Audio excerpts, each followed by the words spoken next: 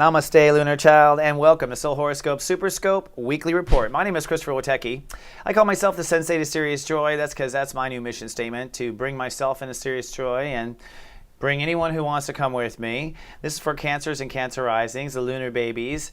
And you know, it's interesting. I was thinking about my dog before I came on here because I was trying to think about a story that can reflect a bit of what's going on in the Cancer's lives. And I believe my dog's a Cancer for a couple of reasons. I mean, I adopted my dog, but I had a doggy psychic who told me he was a Cancer, which I think, and my mom, who's a Cancer, gets along with this dog really well. She even will text me and say that my dog is sending her messages that he's upset, which I believe because she seems to know. So Mars is retrograde right now, and this is in the house of home and family. So I recently moved to a location where my dog can't come and go. My Cancer dog cannot come and go to the bathroom all the time. And one of the things that Cancers are learning right now is to speak up for their own feelings. And I was just laughing to myself before I came on camera because I was thinking about how my dog has suddenly become very good at telling me when he has to go out to go to the bathroom. I mean, he doesn't even hold. It's like he's just right there. So that's a good segue to where Cancers are. Where are the crabs? The crabs are probably feeling a little crabby. That's because the universe has a grand square on the planet, and that's like being pulled on a rack, and everyone is not feeling very good anyways, and Cancers pick up on other people's emotions, and Mars is retrograde, so everything is deflated. So it's really a difficult time just to affirm all of that. Believe it or not, Cancers are in a major transformation of the decisions that they make, also known as career. That's what you're going to be changing right now, and as I come back on the air from my own hiatus.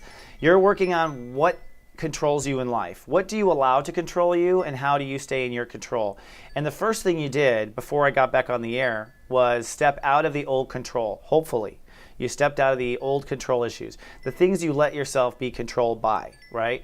And that has a lot to do with the temperament and management of Cancers and how they want to nurture everyone. And so to some degree, you know, the pot you put yourself in, the place you go to work to, is your control, choosing that place. Not once you're there, because I think once a Cancer is there, they are going to be what Cancers are: strong, nurturing, there for everyone around them, etc. So there's a profound change and breakthrough this month in April for Cancers and Cancer Risings, in my opinion, in your career, legacy, and where you're going. You're going to be hopefully going to a whole new level. The reason why it's so frustrating is this. Whoops, sorry, wrong slide. This. And this is what we call a Grand Cross. The Grand Cross is basically a tug-of-war, two tug-of-wars going on. These are happening in our lives. These are not new tug-of-wars, but they all come to a major traffic jam in the month of April, which kind of just makes us have to just breathe and go with the flow each step of the way. On the one side is Uranus, and that's what we are focusing on now, the Sun in Aries and Uranus, which is working on Cancers to innovate their career. Now, you've been working on career innovation. It started in 2010, and you might have had the first wave of breakdown in June 2011. All right? It's not till now, this year, that I predict Cancers and Cancer Risings are having real turning point breakthroughs. This means a new title, a whole nother direction, a whole nother department, a whole nother way, or finally paying off for some of your sacrifices now.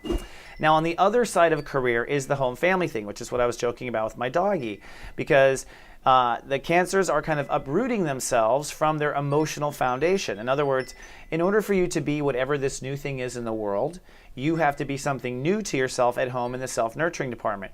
You have to be a different type of emotional coach to yourself. And I think in some cases, Cancers are for the first time just realizing that they have to emotionally nurture themselves. Like, I don't even know if Cancers knew that. You kind of just kept going until, or you were hoping someone would give back. But that's not really how the architecture of incarnation happens. Everyone has source to go to and come out of. So you're changing your emotional source, your emotional nurturing source, and at the same time making decisions on where you want your career to go. And a lot of people associate the two. It's like they think, well, I can't be comfortable unless I have this career. That's true, absolutely. But I'll tell you, the Mars retrograde, the home family foundation nurturing change, goes on till May 20th. The career stuff, you'll be well on your way to somewhere interesting by the end of this month. So the other opposition in the Grand Cross, the north-south thing you see here, is the tug-of-war for Cancers between marriages on one side and their own ego development on the other. And Pluto is the part that's been pushing for a long time, since 2009, for you to change the way you are in marriages. Pluto also is showing quantum changes this particular month in the way you relate in long-term alliances. This may also be the long-term alliances of who you're choosing to align with from a career perspective. It's not just romantic as well. But you're going to get a break on the whole relationship drama starting April 15th. But there's a major lunar eclipse on that day, so it's not necessarily a break until after.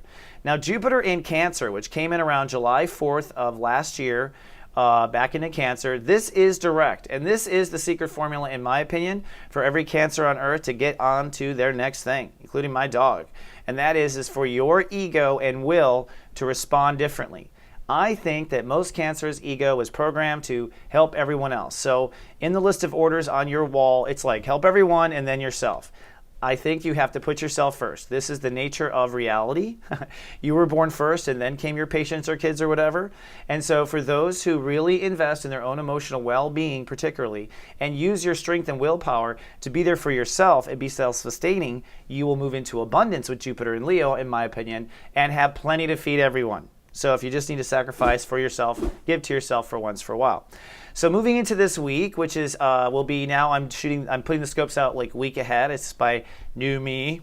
It is really, the moon is in Cancer and creates a soul pyramid. When the moon crosses Jupiter this week, you will have a big emotional ego like, wow, I'm fabulous. And that's going to hopefully sustain. This is a direction you're going to be headed for. But the real turning point for career, which is what this is all about, is actually Friday, probably, because that's a work day, to Saturday. This is where you want to go with your feelings, because the solution is not logical. It will not be logical. It'll be a passionate solution. So really, you're committing to a strength, and the real strength is making decisions, in my opinion, for your own emotional well-being. That's the strength. And you want to feel that and stick to it. And if you follow that yellow brick road, I believe you'll find yourself in a new territory. Now, let's move on to the 2VQs. 2VQ means you have Venus in Cancer, and so you love like a Cancer. And what's interesting is Venus itself, the planet that pushes love on Earth, is pushing into a new sign now, Pisces. So the 2VQs are actually going to go through a bit of a change in what they believe about love. And if you are a Cancer or Cancer rising with Venus in Cancer, this would apply to you too, in what you believe about love. So your belief about love is actually changing. In fact, your chart shows that somewhere around Thursday, Friday, you will likely have, on the 10th of April, you will likely have some sort of profound, maybe let down with an old love story, but that is actually leaving the room for an opening to a new love story, or taking an old love story to a new level. But either way, it's a subtle little breakdown in belief, probably Thursday or Friday. Now, if you don't know your VQ and you want to know, come on down to gavenus.me. That's our Facebook group, .me, and the ladies there will help you look up your VQ, or the men too. We have men there as well. And if you come to gavs.com, I actually coach people real time over the internet and over their cell phones. So it's something I do. Come to gavs.com for that.